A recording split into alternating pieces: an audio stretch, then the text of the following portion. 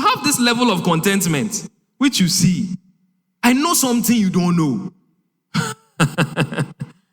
So, to get people to work for God in the house of God, you can't disconnect the prophetic revelation about their destinies, their callings, from what you as an apostle or pastor want to tell them to do.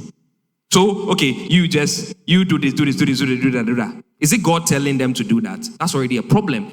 Why? If you make people do a work that God hasn't given them the grace for, you open them up to temptations that they cannot handle. There is a lot of knowledge in the building of the altar of the Lord. And so much can be learned when you look. That's why he says, remember the law of Moses, the statutes and the judgments, which I gave to him on Horeb.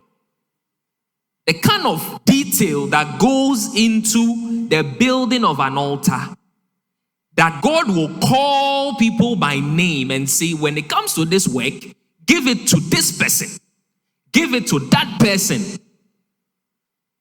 This one, give it to this tribe. This will be my ordinance concerning how money should be handled, and this and that. It is divine. It's not carnal. Not carnal. So we don't come into the house of God and begin to train people when we haven't seen where God wants them to be. What type of useless training is that one? That is you building with your own strength. And many an apostle today in this country, Ghana, are victims of this problem, I tell you.